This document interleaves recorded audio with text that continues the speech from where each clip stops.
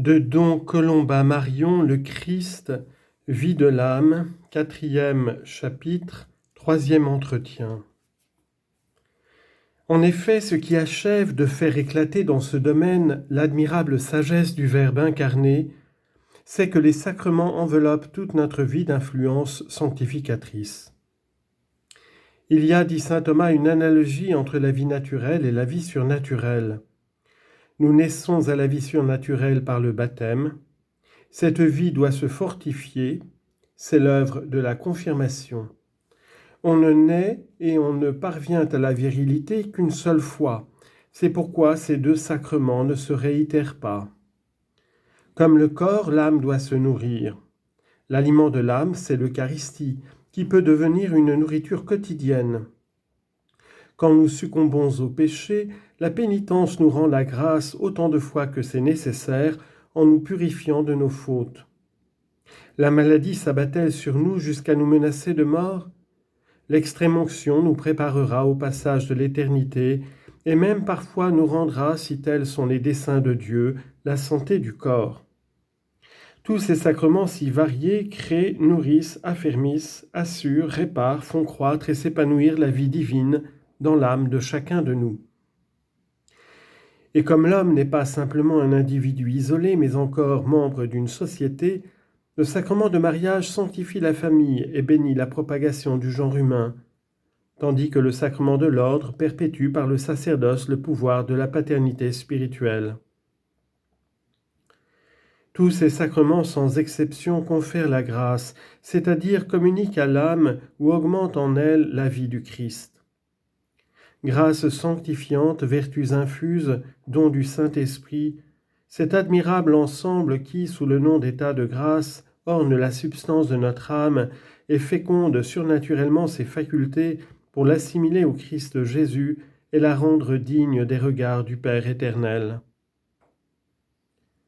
Dans chaque sacrement, nous recevons la grâce sanctifiante ou une augmentation de cette grâce.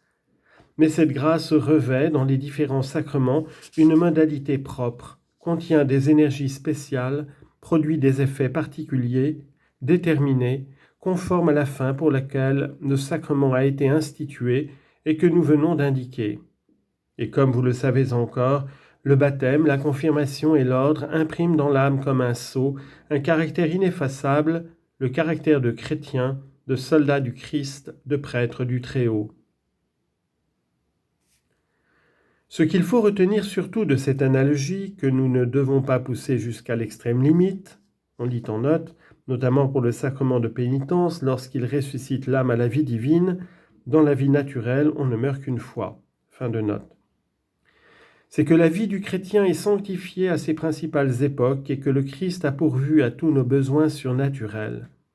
Quelle que soit donc l'étape un peu importante de notre existence, la grâce est là sous une forme particulière d'opportunité et de bienfaisance. C'est durant tout notre pèlerinage ici-bas que le Christ Jésus nous accompagne. Il est avec nous sur toute la ligne. Ayons donc foi, ayons une foi vive, pratique à ces moyens de sanctification. Le Christ a voulu et mérité que leur efficacité fût souveraine, leur excellence transcendante, leur fécondité inépuisable. Ce sont des signes chargés de vie divine.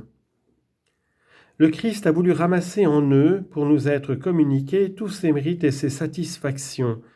Rien ne peut ni ne doit les remplacer.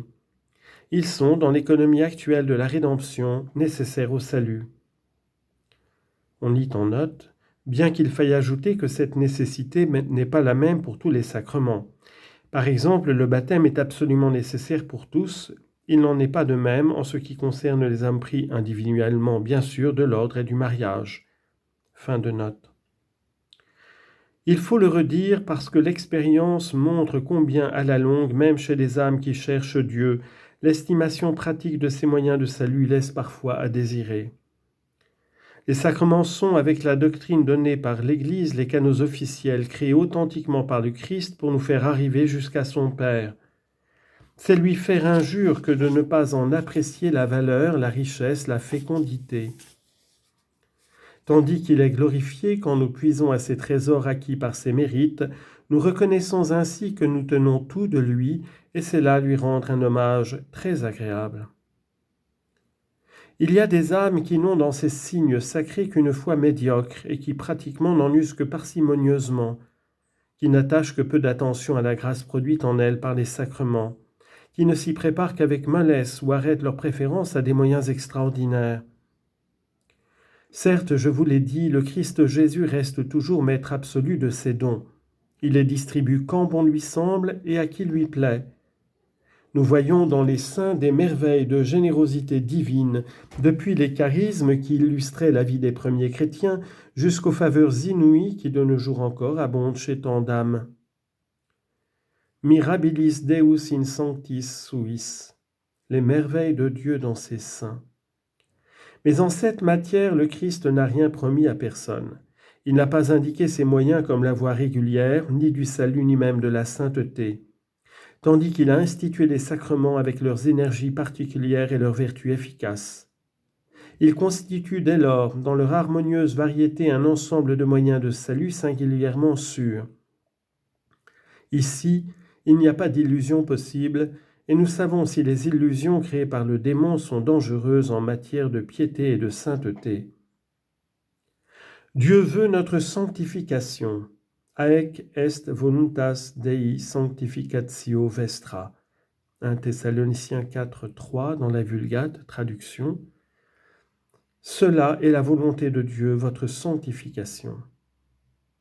Le Christ le répète, soyez parfaits comme votre Père céleste est parfait. Matthieu 5, 48. Il ne s'agit donc pas simplement dans ces paroles de salut, mais de perfection, de sainteté. Or, ce n'est pas dans les moyens extraordinaires, les ravissements, les extases que notre Seigneur a placé normalement la vie qu'il veut nous communiquer pour nous rendre parfaits, pour nous rendre saints, agréables à son Père. C'est d'abord dans les sacrements. Il suffit qu'il l'ait voulu pour que nos âmes avides de sainteté s'abandonnent à cette volonté en toute foi, en toute confiance.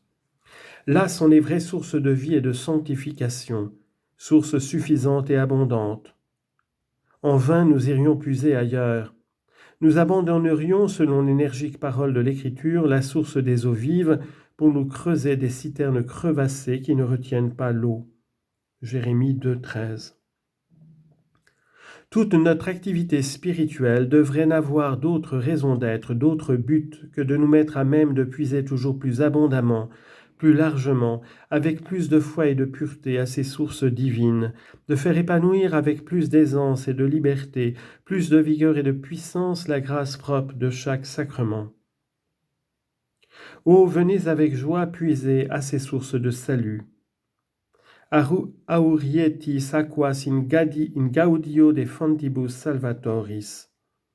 Isaïe 12, 3. Venez dans l'allégresse puiser aux sources du salut.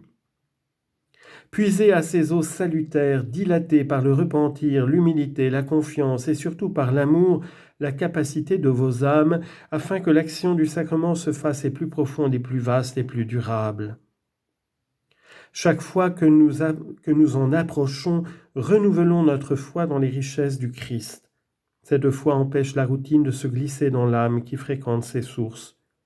Puisez-y fréquemment, surtout à l'Eucharistie, le sacrement de vie par excellence. Ce sont les sources que le Sauveur a fait jaillir par ses mérites infinis du pied de sa croix, ou mieux, du fond de son cœur sacré. Commentant le texte de l'Évangile sur la mort du Christ, Unus militum lancia latus eius aperuit, un soldat lui ouvrit le côté d'un coup de lance, saint Augustin écrit ces paroles remarquables. L'évangéliste s'est servi d'une expression choisie à dessein. Il ne dit pas, en parlant du coup de lance donné par le soldat à Jésus, sur la croix, il frappa ou il blessa son côté ou toute autre chose semblable, mais il ouvrit son côté, dans le latin de la Vulgate et de la Vetus Latina, pour nous apprendre qu'il nous ouvrait ainsi la porte de la vie d'où sont sortis les sacrements, sans lesquels on ne peut avoir d'accès à la vie véritable. Toutes ces sources jaillissent de la croix, de l'amour du Christ, toutes nous appliquent les fruits de la mort du Sauveur par la vertu du sang de Jésus. Si donc nous voulons vivre chrétiennement, si nous cherchons la perfection, si nous tendons à la sainteté, puisons-y avec joie. In gaudio, dans l'allégresse, car ce sont des sources de vie ici-bas, de gloire là-haut. Si quelqu'un a soif, qu'il vienne à moi et qu'il boive. Jean 7, 38. Car qui boit de l'eau que je donne n'aura plus jamais soif, et cette eau que je lui donnerai deviendra en lui une source jaillissante qui le fera vivre pour la vie éternelle. Jean 4, 13. Venez, mes bien-aimés, semble nous dire le Sauveur, venez vous abreuver. Inebriamini carissimi. Cantique des Cantiques 5, 1. Venez boire à ces sources par lesquelles, sous le voile de la foi, je vous communique ici-bas ma propre vie. Jusqu'au jour où, tous les symboles ayant disparu, je vous enivrerai moi-même du torrent de ma béatitude dans l'éternelle clarté de ma lumière. In lumine tuo videbimus lumen et torrente voluptatis tue potabis eos. Psaume 35, versets 9 et 10.